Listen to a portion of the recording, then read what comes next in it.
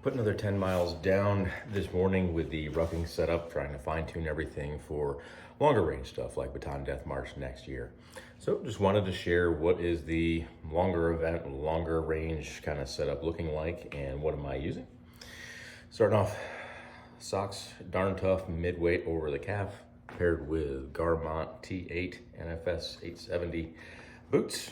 Did have to upgrade to 11 wide. Things that were noticeable or really not noticeable in the first 4 or 5 miles became a whole lot more noticeable when you started to double that. Ended up having to go wider than I thought. The ruck will be the Go Ruck Rucker 4.0, the 25 liter size.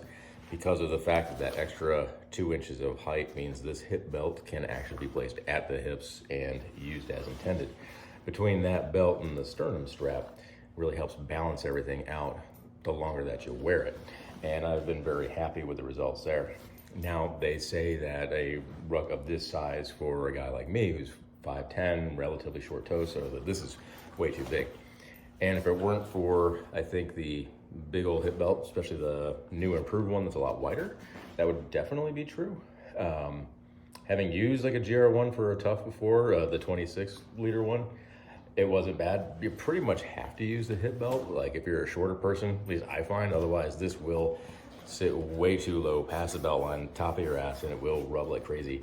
It doesn't really do that with the hip belt on, and because this is more of a longer distance kind of event setup, then plan on using the hip belt most of the time anyway. So it's been working out great. 2 little straps here, what are these? GM climbing, found them on Amazon. There was like 10 bucks. I had no need to spend the money on the ruck loops or whatever variation of this that people have. They're just some like little 6-inch runners. Runs you a couple bucks, it does the same thing. And that's awesome to get the hands up there. You can lift the ruck with it. You can just let a little bit of blood flow back in there. And that's been fun. On the back, use the 2 simple side pockets and put them on the rear. This would be more for the Go Ruck challenge based events so that your buddies, your teammates can reach in there and grab things like other runners, carabiners to configure and carry stuff as you might need on some of those events. So all that, good. The source bladder, the wide bodied 3 liter one has been working fine. No particular issues. There's nothing fancy going on there. I do supplement the water with the small Nalgene. This is the 14-ounce one, and this is the one that gets the liquid IV, drip drop, or whatever electrolytes or oral rehydration salts, keeping it separate from that so the bladder doesn't get funky. This works good as far as carrying it. Accessing it on the go, not so easy. You do kind of have to stop and take this off. This does not fit in the simple side pockets on the rear like I had hoped. Not a perfect solution, but I got them when we got the crates. I do use the 30-pound, what they used to call the expert plate. Maybe now they just call it the rucker plate. The combination of the longer ruck and the shorter plate means that in general you can get a little bit more of this flex out of that frame when you're wearing it, which I find makes the whole thing more comfortable. The shorter ruck or the longer plate, like if I put the 45 in there, it makes that whole back panel feel like you're wearing a 2x4, and you don't really get enough of a little bit of a bend, a little bit of a slouch to kind of make that comfortable over the shoulders. Just something little that I noticed. So I really like the longer ruck, shorter plate combo because you get just a little bit of flex in that plate. Almost like kind of setting that frame up like the old Alice packs that had not a complete vertical bend, but a slight bend to it. And that's been working out well.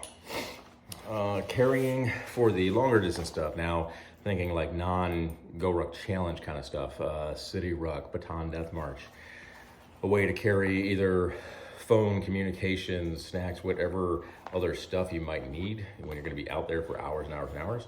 I've been using the Mystery Ranch Forager waist pack, and it's taken a couple tries to get it exactly where I want it. So in contrast to some where this is just fixed, we have a little bit of a plastic hinge point. It's just kind of riding on a little piece of fabric right here. Which means that loading it, definitely had to move everything more towards the rear to this little grab pocket, all the heaviest items, so that that is closer to you. Because the more that you put in it, the heavier that it got, it tends to tilt this way. And because you have a hip belt here, where this is located, when tilted like that, gets very, very abrasive to very sensitive bits. And that was not a fun day. But I seem to have got that sorted out now. This style is much easier to open and access and actually retrieve a larger object like a phone compared to the FP1 small, which is the only one that they did have available, and that's sold out. That one is just kind of awkward to get anything in or out of, kind of the shape of the pockets, the smaller opening. So something like this style has been working out a bit better. Moving on. Some kind of glasses. I got started early today, so I use something that's photochromic, starts out clear and then turns real dark in the sun. Usually keep some kind of rag. This is one I got from a Reverent Warriors event. Just something to kind of wipe the eyes out, wipe the glasses as you go. As far as sun-specific clothing, because here in Arizona, especially now, it's September and it's still like 109, so it's like getting teabagged by Satan every day. The Columbia Bora Bora 2 sun hat. It looks very, very dorky, but works really, really well. And then as far as top layers, usually one version or another of the Columbia PFG tops. This is like their quarter zip. The hoodie variation, I have that too, and that also works good. But something with some SPF built into the clothing is real helpful out here. That's the basic gear setup that I've been using, and now we're getting into the 10+ mile range, and overall pretty satisfied with it. So we'll be pushing that mileage out and see if there's any other changes to make as we get ready for Baton next year.